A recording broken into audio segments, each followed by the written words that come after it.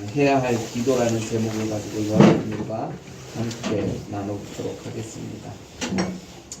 네, 사도 바울이 가장 힘들고 어려울 때 그에게 끊임없는 지지와 격려를 보내주었던 빌립보 성도들에 대한 사랑과 헌신에 감사하여서 사도 바울은 빌립보 교회를 생각할 때마다 하나님 앞에 감사의 기도를 하였다라고 하였습니다. 특히 사도 바울이 감옥 안에 있으면서 지금 이 빌립보서를 쓰고 있는데요. 이 감옥에 갇혀 있는 사람이 이렇게 빌립보 성도들을 생각하면서 기뻐할 수 있었던 이유가 무엇일까요? 단순히 빌립보 성도들이 사도 바울을 후원하고 물질로서 도와주었기 때문만은 아니었습니다. 이것이 첫 번째 이유라면 실질적으로 사도 바울이 감옥에 갇히면서도 기뻐하고 행복할 수 있었던 것은 무엇이냐면 가장 큰 이유는 바로 5절에서 그 사실을 이야기해 주고 있습니다. 그것이 무엇입니까? 한번 읽어보도록 하겠습니다. 시작. 내가 첫날부터 이제까지 복음을 위한 일에 참여하고 있기 때문이다. 네. 실은 사도 바울이 감옥 속에서 그들 사도 바울을 먹을 것과 그 뭐라 그러죠? 감옥에 있는 사람 영치금이라 그러죠.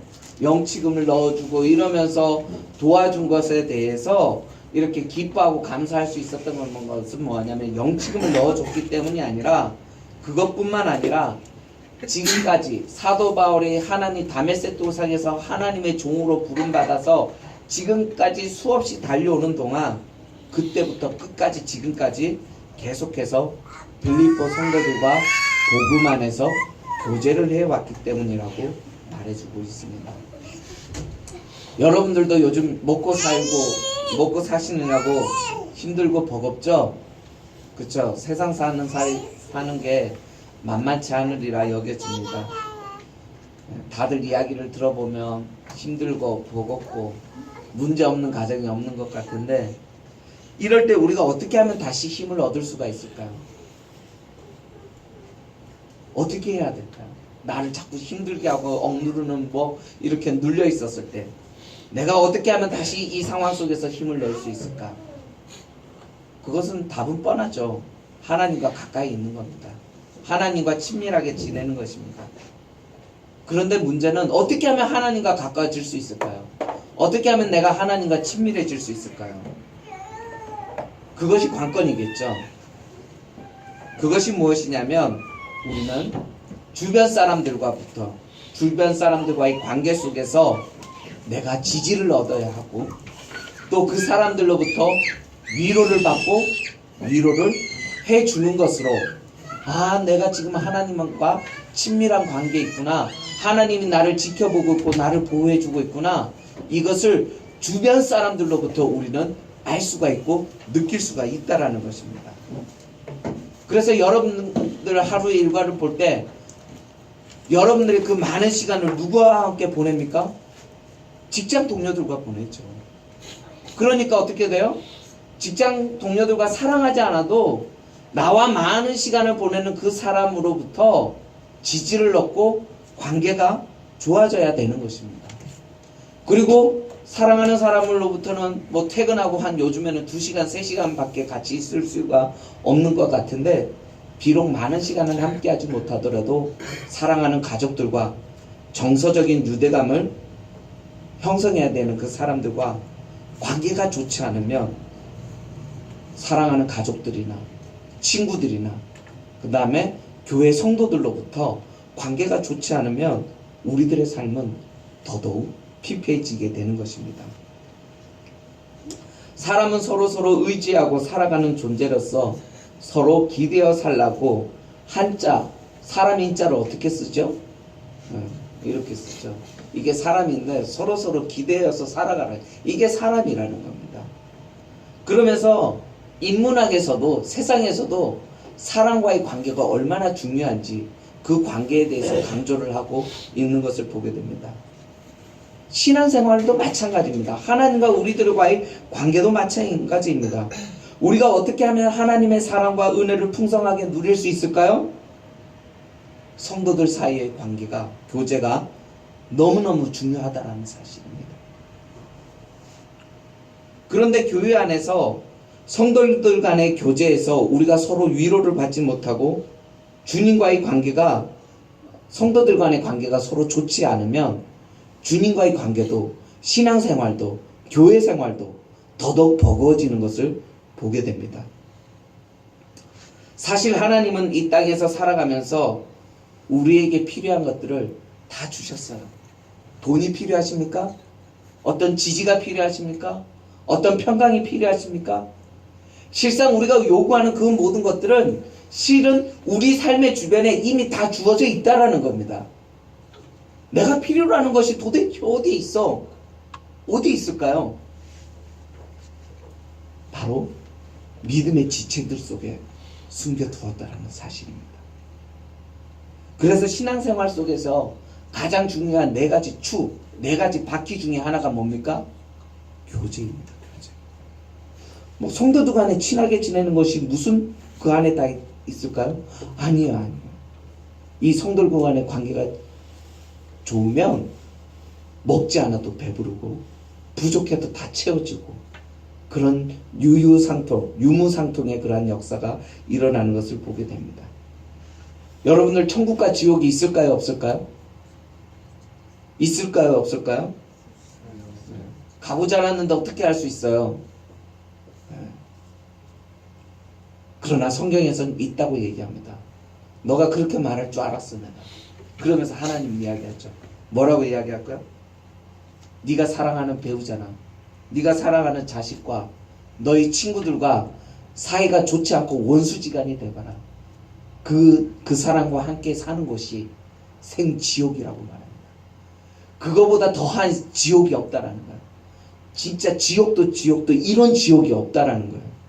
진짜 생지옥입니다. 그런데 사랑하는 사람과 사랑하는 자녀와의 관계가 좋으면 어떨까요? 그것처럼 행복한 나를 평안하게 해주는 파라다이스가 없다라는 것입니다. 바로 사랑과의 관계가 천국과 지옥의 모형이라는 것입니다. 지금 사는 것이 감옥 안에서 사는 것만큼 힘들어서 정말 이 지긋지긋한 생활을 청산하고 이 생활에서 벗어나고 싶습니까? 어떻게 하면 될까요? 어떻게 하면 지금 내가 이렇게 힘든 상황 속에서 벗어날 수 있을까요? 바로 나를 위해서 사랑하는 사람과 함께 시간을 보내야 합니다. 단순히 사랑하는 사람과 시간을 내서 차를 마시고 그치는 것이 아니라 우리가 좀 전에 간증 나눔 시간을 나누었던 것처럼 내가 사랑하는 사람이 이번 한 주간에 무슨 생각을 하고 있었는지 그것도 모르면서 지나가는 것은 그 행복을 놓치는 것입니다.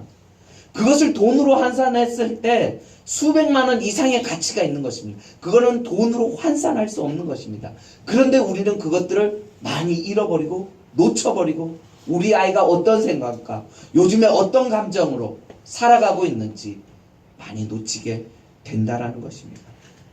그렇기 때문에 내가 지금의 이 힘든 상황에서 빠져나오고 내가 이 기쁨을 함께 누리기 위해서는 어떻게 해야 될까요? 사랑하는 사람과 시간을 내서라도 그것들을 보내야 한다라는 사실입니다. 단순히 시간 내는 것이 아니라 마음속에 있는 깊이 솔직한 감정을 나눠야 한다라는 것입니다. 그런데 우리는 이것이 익숙해지지 않으면 진지한 대화하다가 어떻게 돼요? 싸움 나게 되죠. 차 마시다 좋게 잘 풀어보려고 했다가 싸움하게 되는 거죠. 이러한 것이 아니라 정말로 다른 사람들에게 말하지 못했던 것들, 말하기 힘든 것들, 그래서 나 혼자 끙끙 앓고 있었던 것들을 배우자와 그리고 자녀가 그렇게 끙끙 앓는 것들을 함께 들어주고 나눠줘야 한다라는 것입니다. 사탄은 우리가 이러한 교제를 나눌 때 저 사람이 과연 나의 아픔을 얼마만큼 이해할까? 과연 나의 신랑이 나의 이 어려움을 내 마음을 얼마만큼 이해할까? 그러한 생각을 품게 될 때 사탄이 그런 생각을 심어주는 것입니다. 정말 사랑하는 사람과 자식들과 이런 얘기를 하면 나에게 도움이 될까요? 우리는 경험해보지 않고 이런 것들이 익숙해지지 않아서 70%는 다 실패하는 것을 보게 됩니다. 아까도 이야기했지만 좋게 해보려고 외식하러 갔다가 짜증나고 승질나게 돈 쓰고 관계 깨어지고 승질 나빠지고 돌아오는 것들을 많이 보게 됩니다. 목장에서도 나눔을 하다 보면 각각 살아가는 형편과 처지가 다르지만 나처럼 힘들게 살아가는 것이 나뿐만이 아니구나. 각 가정마다 다 이런 아픔이 있네. 이런 것들을 보게 됩니다. 그래서 서로 격려해 주어야 하고 기도해 줘야 합니다. 그런데 이러한 것들이 깊이 있는 나눔이 되지 못하면 어떻게 될까요? 이 나눔이, 이 모임이 나를 힘들게 하고 부담스럽게 여겨지는 것을 보게 됩니다. 엘리야 선지자가 하나님의 영광을 위해서 바알 선지자와 아세라 선지자 850대 1로 하나님의 영광과 정의를 위해서 울부짖으면서 하나님의 말씀대로 타협하지 아니하고 그렇게 올곧게 살아갔습니다. 그가 그렇게 850대 1로 싸워 나아갈 때 그들을 지지해주고 그를 인정해주고 그와 함께 같은 동일선상에서 맞서서 싸웠던 신앙의 성도들을 찾지 못해서 힘들어했던 것을 보게 됩니다. 그래서 어떻게 하나요? 하나님 앞에 원망을 하죠. 왜 나만 이렇게 살아야 하냐고. 그래서 그때 하나님이 어떻게 합니까?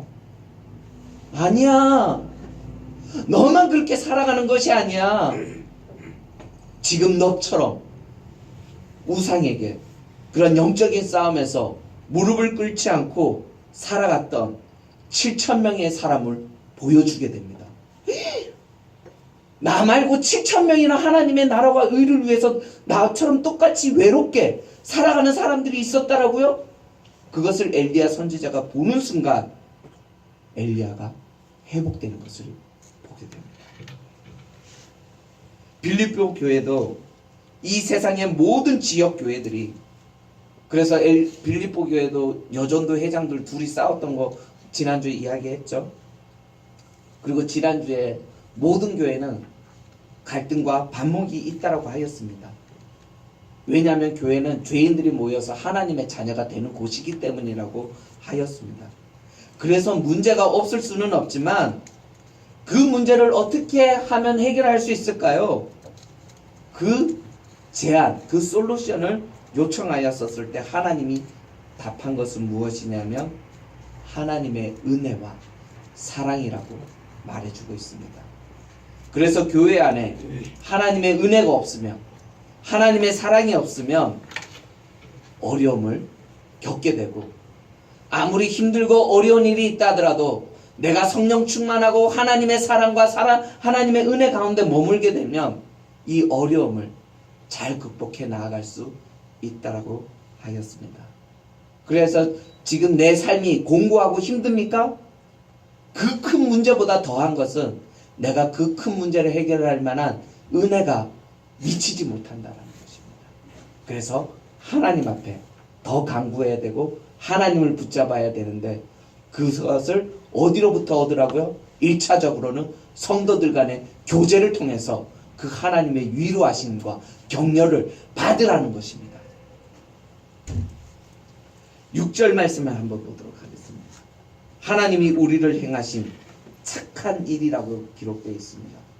너희 안에서 착한 일을 시작하신 이가 그리스도 예수의 날까지 이루실 줄을 우리는 확신하노라. 여기에서 하나님이 우리를 행하신 착한 일이란 무엇을 뜻할까요? 잘 알고 있는 것처럼 예수님의 구속사역, 우리가 복음이라고 말하는 것입니다. 예수님이 우리를 위해서 십자가에 죽으시고 부활하신 사건을 가리킵니다. 그런데 이 일은 하나님이 하신 일이기 때문에 하나님께서 끝까지 완성해 나가신다라는 것입니다. 이러한 확신을 가져야 한다라는 것입니다. 나를 위해서 하나님이 내 삶을 끝까지 붙잡고 끝까지 간다라는 그러한 확신 있으십니까? 나를 위해서 십자가에 못 박혀 죽으시고 3일 만에 부활하신 그 예수님이 내 인생의 주인이 되어서 지금 내 삶을 이끌어 간다라는, 그래서 하나님의 일은 하나님이 해결해 주신다라는 그러한 확신을 품고 살아가십니까? 살아가십니까? 살아가야 합니다. 우리는 하나님이 나를 붙잡고 나를 도와주신다는 그 확신이 없으면 이 어려움을 극복해 나아갈 수가 없습니다.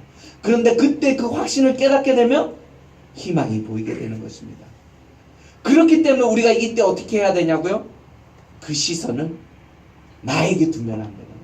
제가 확신이 있습니까? 이렇게 물었었을 때 많은 지체들이 자신 없이 대답하는 건 무엇이냐면 그 확신을 나에게 두기 때문에 자신 있게 대답을 못하는 것입니다. 내가 나를 못 믿고 내가 나를 알지 못하는데 내가 어떻게 그것을 확신이 있다라고 대답할 수가 있겠습니까? 그렇기 때문에 이때 중요한 것은 나에게 시선을 두면 안 된다는 거예요. 내가 잘해낼 수 있을까? 내가 과연 그런 자격이 있는 사람인가? 이러한 질문을 던지게 되면 답은 뻔합니다. 안 된다라는 것이죠. 하지만 모든 시선을 나의 주인 되시는 하나님 앞에 두면 그때부터 어떻게 되냐면 두려울 것이 없어지고 불가능이 없어진다라는 것을 인지하게 되고 느끼게 된다라는 사실입니다. 그렇게 되면 그럼 하나님은 어떻게 해야 돼요? 이러면서 내가 하나님 앞에 내가 해야 될 것이 무엇이고 내가 그럼 주님 앞에 맡기고 가야 할 것은 무엇인지 생각나게 되고 이렇게 기도를 하다 보면 처음에는 습관적으로 자꾸 나에게 포커스를 맞추어서 나는 능력도 없고 뭐도 안 되고 뭐도 안 돼도 그래서 기도도 안 되고 하나님이 나의 기도에 응답해 주신다는 확신도 들지 않아서 기도하는 것이 답답하고 힘들지만 그럼에도 불구하고 계속해서 기도를 하다 보면 나의 뜻과 의지를 내려놓고 기도를 하다 보면 내가 해야 할 것, 내가 주님 앞에 맡겨야 될 것 하나하나 정리할 수가 있다라는 것입니다. 그리고 희망이 생기게 되는 것입니다. 내 신앙에 문제가 생겼었을 때 가장 뚜렷한 현상은 무엇이냐면 기쁨이 사라진다라는 거예요. 사랑이 식는다라는 것입니다. 특히 교회에서 주님의 일을 하다가 기쁨을 잃어버리기가 너무나도 쉽습니다. 개척교회는 한 두세 배가 아니라 몇 곱절 이상으로 힘든 것을 보게 됩니다. 그렇게 본다라면 여러분들은 너무나도 지금까지 잘 해오고 있는 것입니다. 네. 서로 격려 한번 해주십시오. 진짜로 잘 해주고 있는 것입니다. 왜 교회 일을 하다가 때로는 상처를 받고 힘들게 될까요? 왜 기쁨을 잃어버릴까요? 하나님을 기쁘게 하기 위해서 내가 일을 열심히 하는데 왜 일을 할 때마다 내가 그 기쁨을 잃어버릴 때가 더 많이 있을까요? 그것은 한 사람 한 사람의 그 영적 상태가 나에게 영향을 미치기 때문입니다. 우리 가운데 지금 20명의 사람이 있는데 이 20명의 사람들 중에 17사람이 나한테 좋다 하더라도 3사람이 나하고 관계가 불편하면 그 3사람의 그 영향이 나를 지배하게 된다라는 거예요. 그렇기 때문에 힘든 거예요. 하나님과 나와 1대1 관계면 쉬운데 이 하나님과의 관계를 해결하기 위해서는 내가 지금 자리 잡고 있는 그 모든 사람들에게 영향력을 받기 때문에 한 사람 한 사람의 영향력을 받기 때문에 어렵다라는 것입니다. 그래서 나 혼자 잘 된다고 해서 잘 되는 것도 아니고 나 혼자 못한다고 해서 안 되는 것도 아닙니다. 우리는 한 몸, 한 팀이기 때문에 그래요. 어제 여원이가 저한테 혼났어요. 그러면서 아빠 나만 잘못했는데 왜 여정이까지 혼내냐고. 그래서 제가 그랬죠. 한 팀이기 때문에 그렇다고. 예. 물론 개별적으로 혼내야 할 때도 있지만 같이 어울리다 보면 그 자리에 같이 있었기 때문에 같이 혼날 억울한 면이 없지 않아 있지만 한 팀이기 때문에 그 성적을 이 대학교에서 리포트 쓸 때 그러잖아요. 공공과제 할 때 보면은 대표자 한두 사람만 하고 나머지는 다 그냥 이름만 올려서 점수 따잖아요. 그 A+ 받았어. 한 것도 없는데 근데 받잖아요. 근데 나는 잘했는데 나는 F 맞았어. 그런 친구들 많아요. 장학금 받아야 되는데 근데 왜 나를 D 주고 F를 받냐? 그랬었을 때 한 팀이니까 이렇게 되는 거예요. 이처럼 우리가 주의 일을 하면서 기쁨을 누리려면, 충만하려면 주의 몸된 지체인 우리 모두가 건강해야 되고 기뻐해야 한다는 사실입니다. 내가 살기 위해서 왜 원수를 용서해 줘야 된다고요? 내가 살기 위해서. 내가 살기 위해서 용서해 주기 싫지만 용서해 줘야 되고, 내가 행복해지기 위해서 다른 사람들을 도와주고 다른 사람을 행복하게 만들어 줘야 한다는 거예요. 왜 그럴까요? 내가 행복해지기 위해서. 이를 7절에서는 무엇이라고 이야기를 하고 있을까요? 이를 7절에서는 나와 함께 은혜에 참여한 자라고 이야기를 해주고 있습니다. 즉, 한 몸 공동체, 한 배를 탔다라는 것입니다. 그런데 서로 티격태격하면서 손발이 맞지 않으면 폭풍과 휘몰아칠 때 어떻게 되었나요? 배가 좌초되는 것처럼 우리 각자가 자신의 위치에서 부름받은 제 역할을 잘 감당하지 못하면 나는 잘해도 한쪽으로 쏠리게 되고, 그 쏠림 현상 때문에 배는 전복되고 만다라는 것입니다. 그래서 성도인 내가 은혜가 없고 내가 사랑이 없으면 그 복원력, 하나님은 배를 만드실 때 어느 정도 그 기우띵 하는 그것을 견딜 수 있도록 다 디자인해 주셨거든요. 그런데 내가 사랑을 잃어버리고 은혜를 잃어버리면 그 복원력을 회복하지 못하게 되고, 회복하지 못한 그 부분에서 물이 스며들게 되고 좌초가 된다라는 것입니다. 그래서 8절에 보면 너희는 나와 같은 배를 탔기 때문에 너희는 예수 그리스도의 심장으로 서로 사랑해야 한다라고 말해주고 있습니다. 여기에서 예수님의 심장, 예수님의 마음이란 어떤 것일까요? 교회를 사랑하기 위해 자기 몸을 아낌없이 던지셨던 그 사랑을 말씀해주고 있는 것입니다. 지금 그 예수님의 심정을 가지고 사도 바울이 빌립보 성도들을 위해서 너희들을 내가 기억할 때마다 이와 같은 예수님의 마음과 심정을 가지고 내가 감사함으로 하나님 앞에 중보 기도한다라고 이야기를 해주고 있습니다. 예, 그럼 오늘 사도 바울이 이 빌립보 성도들을 위해서 중보 기도한 것들이 어떤 것이 있는지 한번 보도록 하겠습니다. 세 가지 있습니다. 어떤 것이 있을까 한번 보도록 하겠습니다. 첫 번째, 사도 바울이 이 빌립보 성도들을 위해서 중보 기도한 것. 첫 번째, 사랑이 점점 더 풍성해지도록 기도하였습니다. 두 번째로는 사도 바울은 그들이 선악을 분별하여서 그리스도의 재림 때까지 빌립보 성도들이 깨끗하고 흠없이 설 수 있도록 그들을 위해서 기도를 해 주었던 것입니다. 세 번째로는 빌립보 성도들의 삶 속에서 의의 열매가 가득하여서 하나님의 영광과 찬송이 되는 그러한 백성이 될 수 있도록 기도를 해 주었습니다. 그럼 첫 번째, 사도 바울이 기도했던 빌립보 성도들이 너희가, 이제 9절 말씀입니다. 너희 가운데 사랑이 점점 더 풍성해지기를 위해서 기도를 하였는데, 이 8절 말씀을 놓고 우리 예전에 청년부에서 성경 공부하다가 논쟁을 한 적이 있습니다.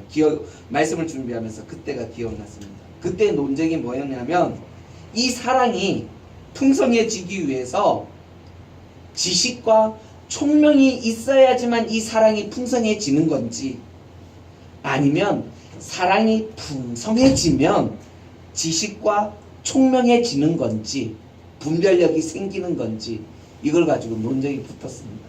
제가 전혀 상관없다고, 이렇게 번역서를 보면 이렇게 해석할 수도 있고 이렇게 해석할 수도 있기 때문에 상관없다고 얘기를 해 주었는데, 이게 너무 중요하다고. 사랑이 있어야지 이게 되는지, 지식이 있고 분별력이 생기는 건지, 분별력과 총명이 있어야지 사랑을 할 수 있는 건지, 자기는 이걸 꼭 알아야 되겠다는 거예요. 그러면서 서로들 간에 막 옥신각신 했던 적이 있습니다. 네. 아무튼 본문에서 사도 바울이 축원했던 그 사랑, 너희들 가운데 그 사랑이 점점 더 풍성해져서 그 지식과 총명과 분별할 수 있는 그 사랑이 풍성해지기를 원한다라는 거예요. 이때 이 사랑은 무엇이냐면, 사도 바울이 원한 것은 너희가 맹목적인 사랑이 아니라 너희가 어떠한 원리나 어떠한 방향성을 갖고 있는 그러한 사랑을 가리킵니다. 이 말이 무엇이냐면 만약에 사랑만 있고 지식이 없으면 지혜가 없으면 어떻게 될까요? 사랑만 있고 사랑은 큰데 지혜가 없어, 눈치가 없어. 그러면 어떻게 될까요? 무지한 열심에 빠지게 됩니다. 그 무지한 열심의 대표적인 예가 성경에서 사도 바울의 열심입니다. 어떻게 하나요? 예수 만나기 전에 하나님의 나라와 영광을 위해서 어떻게 해요? 예수 믿는 자들을 곳곳마다 내가 저 멀리 있는 십리 백리를 내가 쫓아가서라도 예수쟁이들을 다 죽여버리겠노라. 왜요? 하나님의 영광을 위해서. 사랑이 없고 그 하나님에 대한 사랑만 있고 지혜가 없고 그러면 그 방향성이 없으면 이와 같은 그러한 무지 열심에 빠지게 된다라는 것입니다. 요즘 재판 중에 있는 정성호 청와대 그 비서관이 왜 이렇게 됐어요? 그랬었을 때 박 대통령은 열심히 보좌하다가 열심히 보좌하다 보니까 저지른 잘못이라고 악의가 없었다라고 그렇게 이야기합니다. 네, 맞는 말이에요. 열심히 이들의 문제가 아니라 그들에게는 지식이 없는 것이, 지혜가 없는 것이, 그 지혜 없이 충정한 것이 문제가 되었던 것입니다. 그런데 이 지혜, 이 지식은 어디로부터 오는 것일까요? 잠언 1장 7절에서는 여호와를 경외하는 것에서부터 온다라고 하였습니다. 그러므로 신앙생활에서도 그렇고 우리가 일상생활을 할 때에도 하나님을 경외해야 되는데 어떻게 해야 될까요? 말씀을 읽고 말씀을 듣고 말씀을 공부하고 그 공부한 대로 어떻게 하면 살아낼까 발버둥을 치면서 신앙이 자라나게 된다라는 거예요. 지혜가 그때 자라나요. 그냥 나는 예수를 믿습니다 믿는다라고 해서 되는 것이 아니라는 것입니다. 그러므로 순수해 보이는 그와 같은 맹목적인 신앙, 믿으면 믿어, 사랑하면 사랑해, 뭐 이런 거 있잖아요. 근데 그것이 평소에는 너무나도 좋아 보이지만 내 삶에 문제가 생겼었을 때, 혹 하나님과의 관계에서 조금 어려움이 생겼을 때, 의욕이 생겼었을 때 어떻게 되나요? 그 의심이 쫙 갈라놓는 것을 보게 됩니다. 그렇게 형사법에 의해서 재판 들어가기 조사를 받기 전에 입을 다 맞추잖아요. 예? 워터게이트 사건도 그래요. 그 똑똑한 사람들이 그 도청 사건을 은폐하기 위해서 입을 다 맞추고 이란 이렇게 다 맞췄는데 어떻게 될까요? 그 똑똑한 사람들이 입을 다 맞추고 왔는데 따로따로 조사를 받잖아요. 한쪽에서 그게 조금만 금이 가게 되면 그때부터 서로 믿지 못하게 되고 그때부터 그 조그만 균열이 모든 것들을 깨트리게 되는 것을 보게 됩니다. 그렇기 때문에 이 맹목적인 사랑은 평상시에는 좋지만 순수한 신앙으로 포장하기 너무나도 좋지만 내 삶이 자꾸 공고해지고 힘들 때 한 방에 훅 갈 수가 있습니다. 그렇기 때문에 맹목적인 신앙은 평상시에는 굉장한 돌파력과 파괴력과 그러한 능력이 있지만 냄비처럼 금방 식을 수 있다라는데 문제가 있다라는 것입니다. 그래서 지금 사도 바울은 이 빌립보 성도들을 위해서 너희들이 그 사랑이 풍성해지는데 그 사랑에 지혜가 있는 사랑을 행하기를 원한다라고 축복해 주고 있는 것을 보게 됩니다. 두 번째로 그 사랑은 어떤 사랑이냐면 통찰력 있는 사랑이 되기를 원한다라는 거예요. 총명으로 그 사랑이 점점 풍성해지기를 원한다라는 거예요. 이 총명이 뭐냐면 통찰력, 분별력을 뜻하는 것입니다. 어떤 것이 가장 좋은 것인지 분별할 줄 알고 구분할 줄 아는 그러한 사랑, 위패를 구분할 줄 아는 그러한 능력, 그 사랑을 말하는 것입니다. 그래서 만약에 사랑만 있고 이 총명, 분별력이 없으면 또 어떻게 될까요? 도덕적인 판단력이 없어져서 무분별한 사랑을 하게 됩니다. 그래서 해서는 안 될 사랑을 하게 되는 것입니다. 바로 홍상수 감독과 배우 김민희 두 사람의 사랑이 대표적인 예라고 할 수 있습니다. 두 사람의 사랑이 진지하고 진솔할 수 있을지는 모르겠지만 그 사랑은 분별 없는 사랑이라는 거예요. 사랑해서는 안 될 사랑을 하게 됐다라는 것입니다. 그럼 어떻게 하면 분별력이 생길 수 있을까요? 어떻게 하면 이 총명, 분별력으로, 통찰력으로 그 사랑을 더 풍성하게 할 수 있을까요? 사랑을 할 때 욕심을 내려놓으면 분별력이 정확해집니다. 우리가 장기나 바둑을 둘 때 승부욕에 사로잡힌 선수들이 절대로 볼 수 없는 것들을 자기보다 실력이 낮은 아이들이 옆에서 이렇게 보고 있다가 훈수를 두는 것을 보게 되는 거죠. 그것처럼 분별력이라는 것은 기본적으로 욕심을 내려놓으면 어느 정도 총명해진다라는 거예요. 근데 우리가 이것을 살아가면서 사랑해 나아가면서 이 욕심을 내려놓지 못하니까 어떻게 돼요? 집착하게 되고 내 것을 취하게 되고 내 사랑이 너무 크다 보니까 내 사랑을 채우기 위해서 상대방을 포로하게 되고 억누르게 되고 옥조이게 되고 그렇게 되는 것입니다. 이와 같이 우리의 사랑이 지식과 지혜와 총명으로 풍성해지면 우리에게 어떠한 유익이 있을까요? 그것이 10절 말씀에 나와 있습니다. 지극히 선함과 악함을 분별하여 선한 것을 선택할 줄 알게 되어서 그리스도의 재림 때까지 주의 성도들이 깨끗하고 흠없는 모습으로 설 수 있게 된다는 것. 주님이 오실 때까지 깨끗하고 흠없는 사람, 하나님 앞에 칭찬받는 사람으로 서 있기를 원하십니까? 그런 사람이 되기를 원하십니까? 그러면은 이 지식과 총명으로 풍성해지며 그와 같이 된다라는 것입니다. 그래서 이것이 빌립보 성도들을 위한 사도 바울의 두 번째 기도 제목이에요. 첫 번째는 어떤 기도 제목이었나요? 지식과 총명하고 풍성해지는 그 사랑이 가득 넘쳐나기를 기도하였고, 두 번째로는 이 성도들이 선악간에 온전하게 분별할 줄 알아서 주님이 오실 때까지 흠없고 깨끗한 주의 백성으로 서 있기를 간절히 축원해 주었던 것을 보게 됩니다. 이 말은 무엇이냐면 아무도 보는 사람이 없을 때 나는 누구인지 자기 자신을 직시하는 것을 이야기합니다. 도자기를 구울 때 이 도자기가 좋은지 안 좋은지 어떻게 구분할까요? 도공들이 어떻게 하죠? 뭐 영상 보면 제가 보면 되게 좋고 잘 만드는데 다 깨져요. 근데 딱 하나 분별력도 되게 쉽게 해요. 딱 들어보고 햇빛을 딱 보고 그냥 이렇게 쭉 보고 햇빛을 딱 보고 바로 깨요.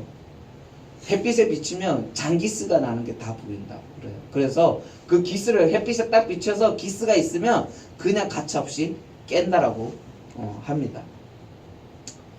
하나님 앞에서 이것이 헬라어로 이제 코람데오거든요. 종교개혁의 기치 중에 하나였던